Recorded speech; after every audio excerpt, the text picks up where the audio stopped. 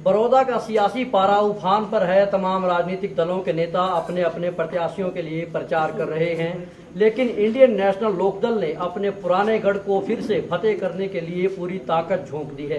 इस वक्त इनेलो के प्रधान महासचिव अभय सिंह चौटाला हमारे साथ मौजूद हैं। चौटाला साहब, इस बार बड़ौदा में क्या बदलाव देख रहे हैं? बड़ौदा विधानसभा क्षेत्र हमेशा से ही इंडियन नेशनल लोकदल पार्टी का गढ़ रहा है। पीछे 3 चुनाव ऐसे गए जिसमें कांग्रेस यहां से जीती, लेकिन कांग्रेस का जो मार्जिन था वो बहुत थोड़ा था। और जो पिछला चुनाव था, लोग तो पिछले चुनाव में पूरे प्रदेश में बदलाव करना चाहते थे, पूरे प्रदेश में इंडियन नेशनल लोकदल पार्टी को सत्ता में लेना चाहते थे, लेकिन कुछ स्वार्थी लोग षड्यंत्र के शिकार हुए और उन्होंने सत्ता के लालच में अपने आप को बीजेपी के जो बीजेपी को गालियां देते थे वो आज यहाँ बीजेपी की विदाई कर रहे हैं। जिन लोगों ने उन पर भरोसा करके पिछले चुनाव में कहीं अपना वोट उनको दे दिया, अब वो लोग इस बात को लेकर कि हमारे साथ एक बड़ा धोखा किया, हमें बरगलाया गया, हमें कहीं ना कहीं इमोशनल करके हमारा वोट ले लिया गया। अब वो सारे के सारे लोग जो हैं, जो सदा चौधरी देवीलाल के साथ थे, जिन्होंने 3 पीढ़ियां अपनी गुजारी, वो आज फिर इंडियन नेशनल लोकदल पार्टी के साथ मजबूती से खड़े हुए। इस चुनाव का जो नतीजा होगा बहुत चौंकाने वाला होगा। मैंने तो कई बार ये कहा कि जेजेपी को अपनी ताकत जरूर आजमानी चाहिए, उनको चुनाव लड़ना चाहिए था। लोगों ने उनको 30,000 से ज़्यादा वोट दिए थे। अगर ये चुनाव लड़ लेते, वो 30,000 वाला आंकड़ा 300 पे आ जाता और लोग उनको उनकी हैसियत और असलियत दिखा देते। अब लोग फैसला कर रहे हैं, हर रोज सैकड़ों की संख्या में नए साथी जो हमारे थे, जो कहीं इधर उधर हो गए थे, आज फिर पार्टी के साथ जुड़ रहे हैं। अभी चुनाव में 6 दिन बाकी हैं। इन 6 दिनों में बड़ा बदलाव आएगा। 31 तारीख को हमने अपनी एक बड़ी जनसभा रखी है बड़ौदा विधानसभा क्षेत्र के लोगों की। हर राजनीतिक दल का इलेक्शन के अंदर जो है पैमाना जो है इस बात से लगता है कि उसकी जनसभा में कितने लोग आते हैं, कितना उत्साह उन लोगों में है, किस किस गांव से कितने कितने लोग जा रहे हैं, उससे भी एक अंदाजा लग जाता है। ना तो कांग्रेस की हिम्मत कोई बड़ा जलसा करने की, और ना ही बीजेपी में दम है कि कोई बड़ा जलसा कर ले। बीजेपी की हालत तो आज ऐसी होगी कि बीजेपी को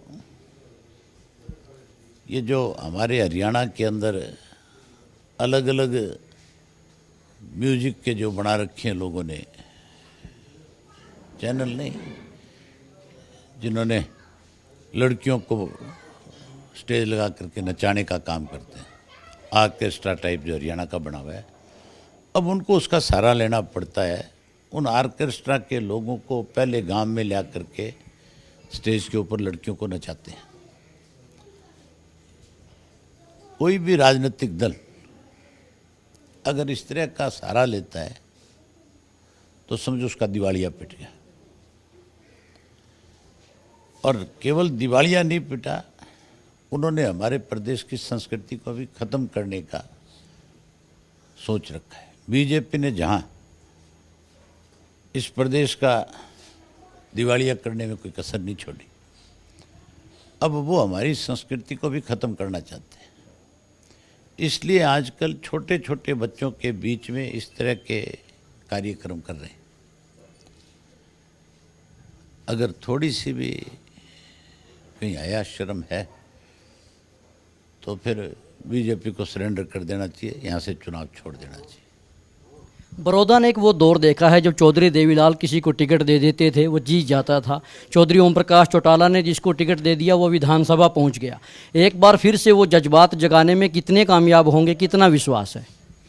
वो दौर आएगा, इसी चुनाव में आएगा। अब ज़्यादा दिन दूर नहीं है, 5-7 दिन में आ जाएगा। यहाँ का मतदाता खुल करके हमारे साथ है। 31 का आपको निमंत्रण, आप आओ और 31 को देखना कितने उत्साह के साथ लोग आएंगे और कितनी बड़ी संख्या में। हरियाणा के परिवेश में, सामाजिक परिवेश में, राजनीतिक परिवेश में खाप की बड़ी महत्वपूर्ण भूमिका होती है। यहाँ भी कुछ खापों ने निर्णय लिए हैं। एक खाप मलिक खाप ने आपके प्रत्याशी का भी समर्थन किया है। आप कितनी उसकी प्रभाव देखते हैं? ऐसे फैसले कितना मोड़ दे सकते हैं चुनाव को? मलिकों का तो अब तो उनके खाप के लोगों ने फैसला कर दिया कि हम अपने भाई को वोट देंगे, जिताएंगे। वैसे भी ना, इस प्रदेश के अंदर सबसे बड़ा भाईचारा अगर किसी का है तो मलिक का माना जाता है। मलिक के बारे में तो कहावत ये है कि मलिक के घर में अगर कोई बटेऊ आ जाए, बटेऊ मतलब दामाद, वो आ जाए और वहीं किसी तीसरे गांव से चल करके कोई मलिक का भाई आ जाए तो कहते हैं मलिक की बटेऊ की सोड काट कर भाई के नीचे बिछा देता है। उसको भाई बटेऊ से भी प्यारा है। जिसका इतना बड़ा भाईचारा है, जिसका फैसला खाप के लोगों ने बैठ के कर लिया, तो मैं ये उम्मीद करता हूँ कि उस खाप के निर्णय को भाईचारा निभाएगा, उसका बल मिलेगा पार्टी को। बड़ौदा के चुनाव में विकास विकास विकास की काफ़ी बातें हो रही हैं। 6 साल से भाजपा की सरकार है, 10 साल यहाँ पर कांग्रेस की सरकार रही, भूपेंद्र सिंह हुड्डा सीएम रहे। इसी इलाके के प्रभाव उनके यहाँ पर माने जाते हैं। लेकिन आज भी बड़ौदा के कई गांव पीने के पानी जैसी बुनियादी सुविधाओं से, मीठे पानी की सुविधाओं से महरूम हैं। क्या लगता है कि विकास सिर्फ एक जुमला बन गया है? हमारी जब गवर्नमेंट थी, अगर मैं अपनी तरफ से सारी चीज़ बताऊंगा तो आपको संभावित है कि लगेगा कि मैं अपनी पार्टी की बड़ाई कर रहा हूं। आप आम साधारण आदमी से ये पूछो जा करके कि शुगर मिल किसने लगाया, वो आपको बताएंगे। आप उनसे पूछो कि लड़कियों का कॉलेज किसने बनाया, सब्जी मंडी किसने बनाई, रजबाए इस इलाके में सबसे ज़्यादा किसने निकाले, डोमेस्टिक सड़क जो है एक गांव से दूसरे गांव के खेत के रास्ते थे उनको सड़क किसने बनाया, गांव में हेल्थ सेंटर किसने बनाए, पीने के पानी के लिए वाटर वर्क्स किसने लगाए, तो आपको लोग खुल करके बताएंगे कि ये सारे काम चौटाला साहब के राज में हुए। हुड्डा तो 10 साल जब चीफ मिनिस्टर था तो वोट तो भाईचारे के नाम के मांगता था, और काम की बात जब आती थी, काम तो वो चीफ मिनिस्टर किया करता है जो गांव में जाता, जो उस इलाके के लोगों की समस्या सुनने के लिए उन सबको कहीं एक जगह पे बुलाए।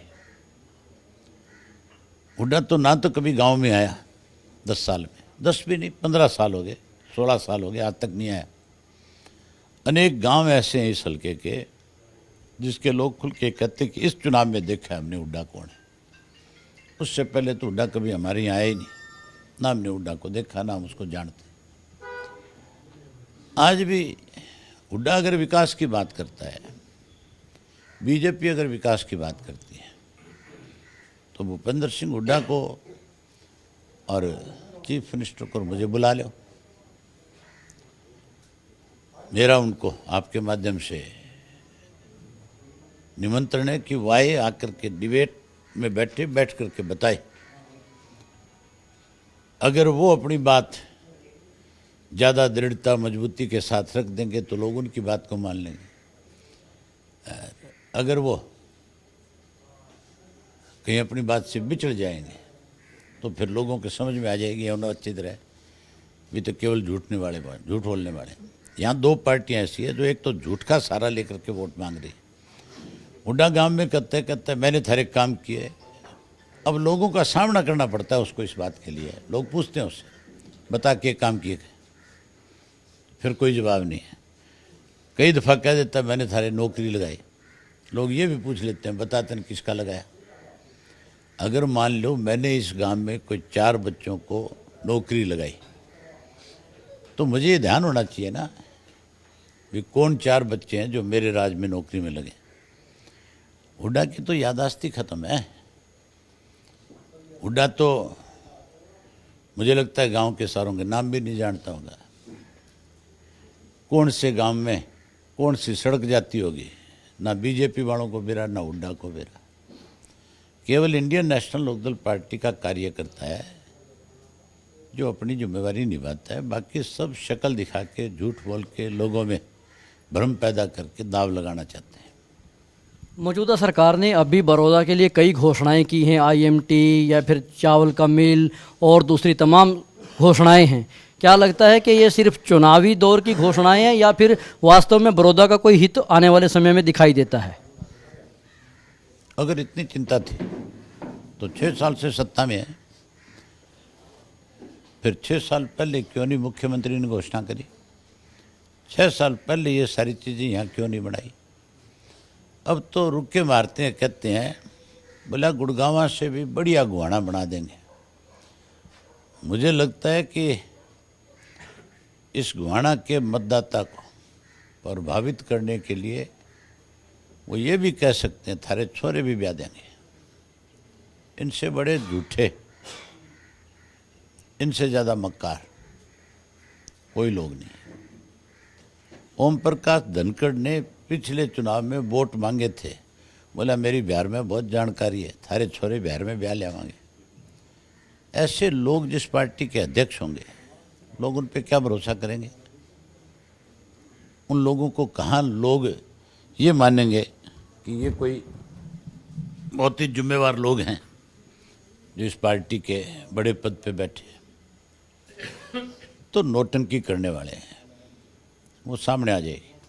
बड़ौदा के चुनाव में जात पात का भी नारा देने की कोशिश की जा रही है, पोलराइजेशन की कोशिश की जा रही है, चाहे वो राजकुमार सैनी हो, राम कुमार गौतम हो, कुछ लोग जात का भी नारा उछाल रहे हैं। क्या बड़ौदा इन चीज़ों को नकारेगा, ये कुछ इसका भी अहम रोल रहेगा?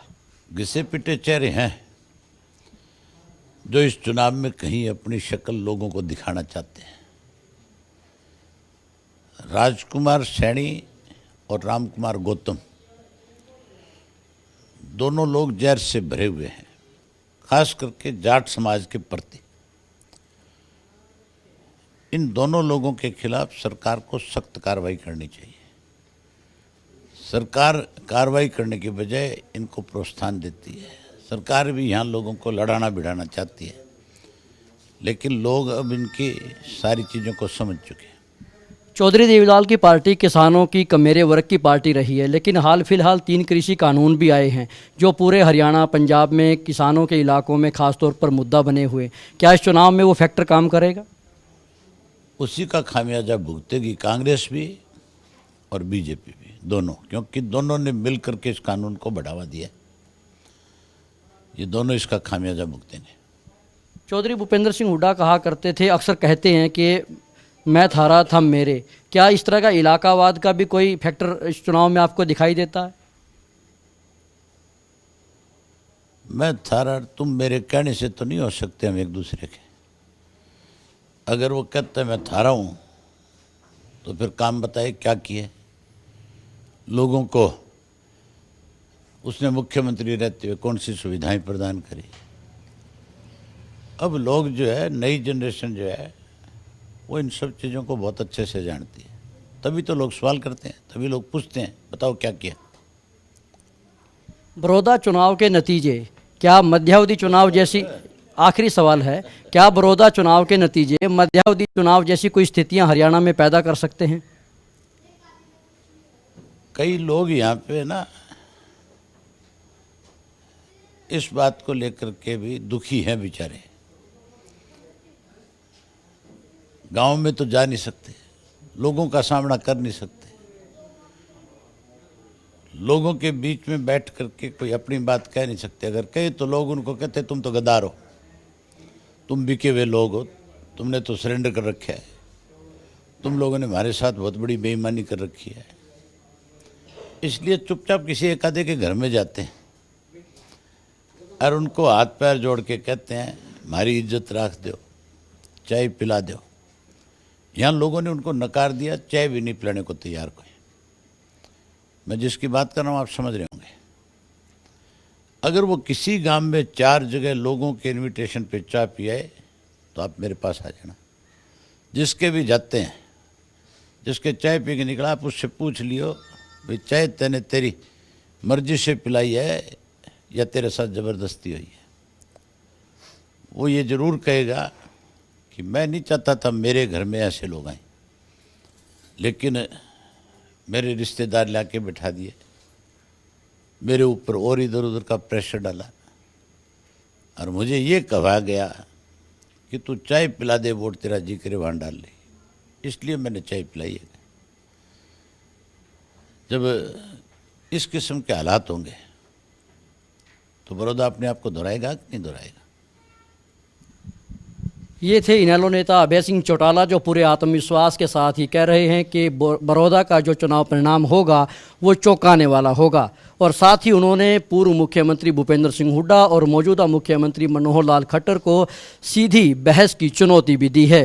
हालांकि इस तरह की चुनौतियों के मामले में हमेशा मुख्यमंत्री किसी भी चुनौती को नकार देते हैं, लेकिन अब देखना ये होगा कि अभय सिंह चौटाला और उनके पिता चौधरी ओम प्रकाश चौटाला जो लगातार बड़ौदा हल्के के दौरे कर रहे हैं, वो अपने पुराने कार्यकर्ताओं को किस तरह से एकजुट करके इस चुनाव के नतीजों में कोई बड़ा बदलाव ला पाते हैं। कैमरामैन अलजिंदर सिंह के साथ Rajesh Chauhan, Living India News, Baroda.